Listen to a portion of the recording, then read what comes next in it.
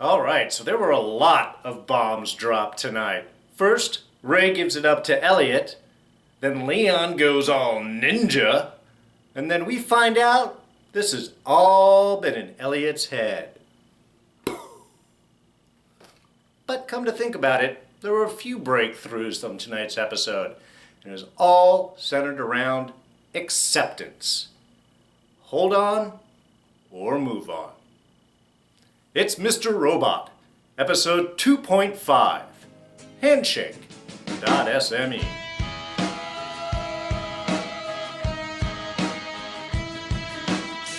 Alright, D here, and welcome to this week's review of Mr. Robot. Spoilers ahead, just so you've been warned.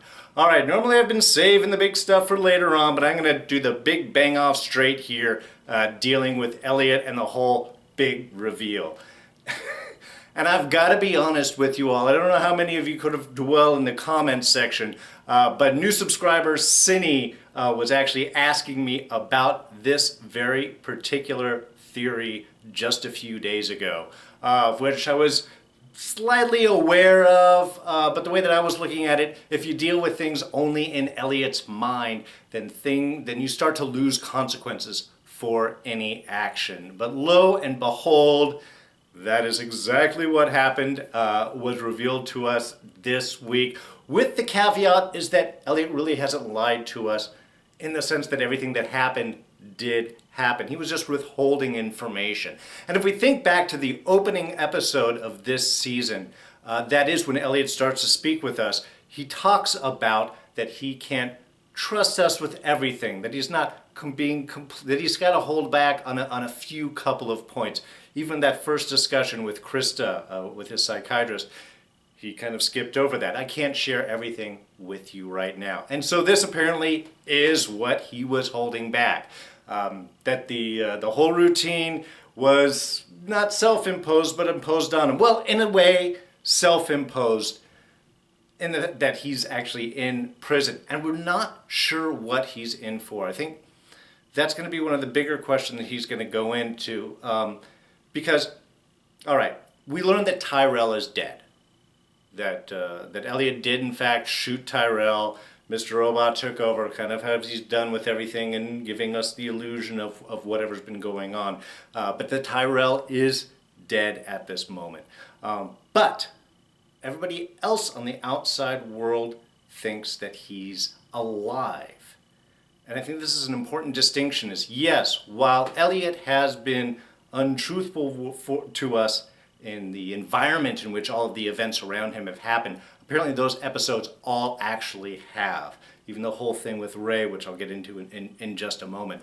But the rest of the outside world is going on. Whatever's going on with Angela, what's going on with Darlene, what's going on with Dom, those are actually happening. I think that's an important distinction, which was when I was trading little messages with Cindy there, was what my concern was, is that if we're just centered around Elliot, then everything else may not really be happening, and therefore there's no real weight to it. However, those events are, and I think where these are all going to intersect is really what I'm going to be talking about mostly tonight. So, Tyrell Wellick does appear to be alive to the outside world. So, we don't know. He's not in jail for Tyrell's murder. He's also not in jail for the 5/9 hack because Dom and the FBI are still investigating that. And I think when Gideon came to see him, much like when Darlene came to see him, that was probably in the waiting room of the prison, but Gideon was still alive and willing to give up that information. So why he's in jail, under what charge, that we don't really know, and that might have something to do with the letter and White Rose that Leon had referred back to when he had said, you're getting a letter on Tuesday. When you speak to White Rose, tell him that I did you well. So he's got his back carried on, and White Rose Zhang does know that he is in there. So this might be some way of hiding him, maybe under false charges or something like that. He's going to be getting a letter on Tuesday, and I think that is the letter that Krista was referring to, or that he was referring to when he handed to Krista at the very end there. I think that was the letter that he was getting, possibly seeing that he is being released, as Krista follows up, is when you get out of here, I would like you to see me on the outside. So lot of weird, interesting things going on right now. But I think the important thing is that what has happened with Elliot is the truth of what happened in there, which means the whole thing with Ray happened in there. How did that work? I don't know if it's like the library computer or whatever's going on with prison. Maybe this is some secret access to technology that Ray has that Elliot needed in order to hack in the FBI. Because again, he still had to have access to that computer because he wrote the program to hack into the FBI. And that's why he was talking with Darlene over the instant messaging or hidden messaging system through the computer. So while it's a little dicey in here, just trying to see where everything really sort of played itself out. Still a big move with Ray. I thought that was quite interesting, and apparently he is in prison for all of this or something like this, and is now willing to accept that the site that he had built, or that his wife had built, had gotten pretty dark, and I guess he had not really paid attention to it, which was quite interesting. I don't know, that was kind of up in the air. It's like, really, you're letting this whole thing happen, but you're not really looking to see what's on the site. You're reacting very strongly to it, but if he's making a lot of money off of it, and if what he is doing is working a lot of the monies for the prisoners, which is why they were very upset with Elliot after Elliot turned him into the FBI or somehow alerted the rest of the prison authorities. Beautiful little sequence. I love how he said he just put it up on the search engines and added a few ads and boom, everyone could get to it. But at least it appeared for Ray that seeing what was actually going on with the inside, his acceptance of responsibility for it, again, that acceptance idea, allowed him to sort of accept his fate, that he was going to be in trouble, that it was all being shut down, and not make Elliot pay for it. At least not him personally. Everybody else seems to be looking at him in very upset matters, which led us to that whole Leon scene. And Leon has been the very cool friend, and I was very confused if that was actually going on in real life or in Elliot's head. I did love the shots there, as Elliot's being beaten, they would jump between him and Mr. Robot just very quickly, quick images on that. I thought that was wonderfully done, and again illustrating that Mr. Robot is there to protect Elliot. But that it ends up being Leon, and he gives that important message: tell White Rose that I've got your back, expect that letter on Tuesday, and do what it says. And I'm not going to talk about that one part because it was wrong. Understandable, but wrong. All of this, I think, this is Elliot being in a place for made-up reasons, maybe in connection with Dark Army, to get him away and aside and outside of any investigation. But what's important also is that all of the communications, everything that he did appear to actually happen. He's behind the hack-in with the FBI. He did use whatever Ray's computer access was in order to get that done. But while this is a big breakthrough for us, for Elliot, the big breakthrough really is his peace with Mr. Robot, his acceptance. And I love that little discussion that he had with him at the very beginning of the episode when they're talking about Tyrell's death, what happened that night. That Mr. Robot was there to protect him, that it was the only choice, that Tyrell was going off about the woman that he murdered. You could start to see where the power was going to Tyrell's head. He was getting a little unhinged there. And so they had to do what they had to do. But again, it was Elliot's line of, I want to accept what I did and just move on with it. That's really the core of that. That allows him to open up to himself, deal with the rest of the things, be honest about even everything that happened with Ray. That acceptance is strength. And that allows him to do all of these moves, which allows him to ultimately reveal the truth to us about where he has been this whole time. And now we get to see next week the fallout with that. He should be getting out of prison and then redirecting and reintegrating in with the rest of the world around him. And the other thing about the conversation with Mr. Robot, and one they had later on, especially the part about how Elliot first started listening to Mr. Robot, and how Mr. Robot's referring back to him is, I just followed your lead. It's Elliot's acceptance of himself as a leader. He's the leader of fsociety. Darlene is there with him, but it's really Elliot is the one behind that. So I think part of the acceptance also is him accepting his leadership role and really taking on that mantle. And I think that's something that he is more in a position to do now. Now, very quickly, everything else that was happening this episode pretty much seems lightweight after all of that. And real quickly, we just have, we've got Dom singling out Angela. I mean, that whole discussion in the very beginning was very tense, and Dom, as a character, could very easily see right through what Angela was doing.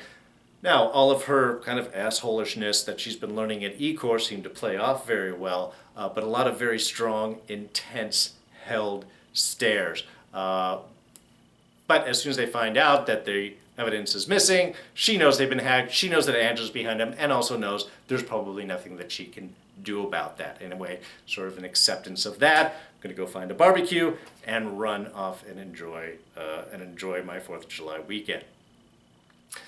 Meanwhile, fsociety got to do its great bronze balls through the the house floor, through the skylight there. Kind of funny to see John Boehner back up there as Speaker of the House. But if you remember, all of this is just after the series had picked up 1 month after the 5/9 hacks, which was all last year. So in a way, we are all looking at an alternate past. For all of your time travel physicists craziness out there, we're looking at an alternate past. Very fun with that. And also later on referenced as Angela sort of trades all of the capital that she's built up to really try to make change on the inside at E Corp when she's at risk management, and they are already speaking about this Flint water crisis that's going to come up, and they want to see what their exposure is on that. So kind of a nice way where they can play with time in with the show. And that was an interesting thing with Angela.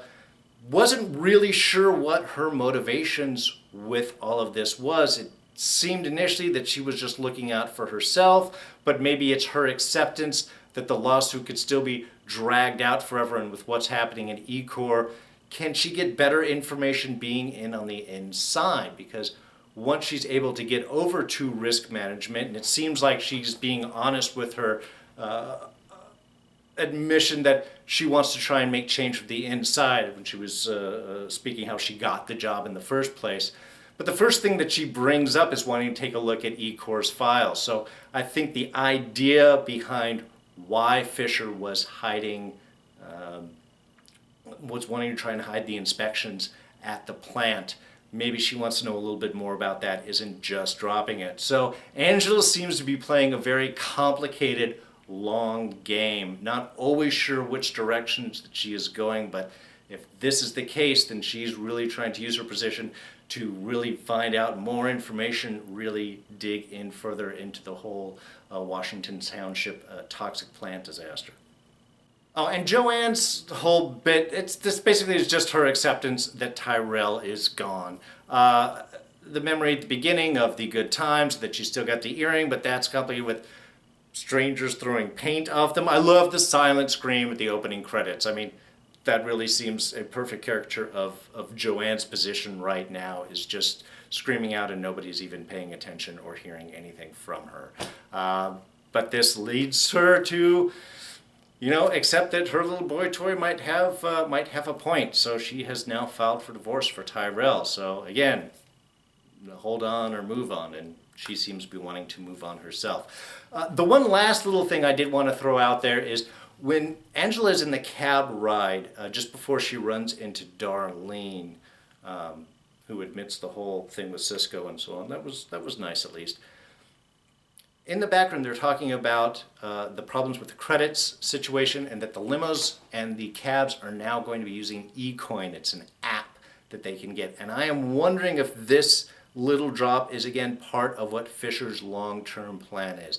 We've talked this past couple of weeks of that discussion that he had with Jean with White Rose about what moves that they wanted to make, and that Fisher was going for the long game. White Rose had said something about this being, he wants to do the Bitcoin thing, which seemed to play into what was happening with Ray, but I think reality might be a new electronic currency that E Corp is trying to set up, and that would be their win in the long term as a way to deal with the financial crisis that they're going through, especially since the bailout failed, punctuated by the drop of the bronze balls through the skylight. God, that was awesome.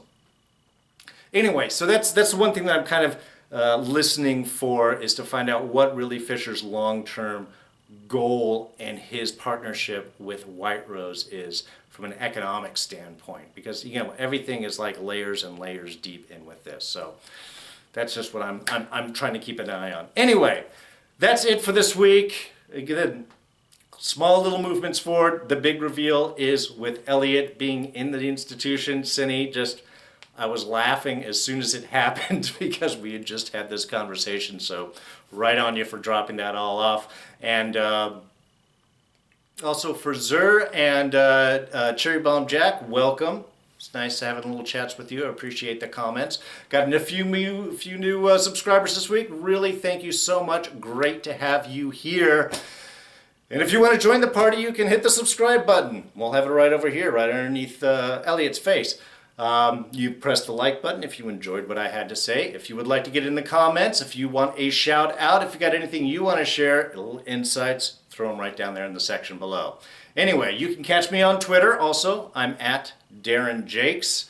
And next week, on Sunday the 21st, is the return of the second half of Fear the Walking Dead. It is also going to be my 1-year anniversary of doing D's reviews. So thank you guys so much for subscribing and continuing to watch and inspiring me to keep doing this. I really appreciate it. So you can catch Fear the Walking Dead. It's on Sunday night. The review will be out probably Monday afternoon. That will be my schedule going forward. So anyway, that's it. I am D. I am out of here, and I will see you guys hopefully at the beginning of the week with Fear the Walking Dead. If not, definitely next week with the next episode of Mr. Robot. Take it easy. Bye-bye.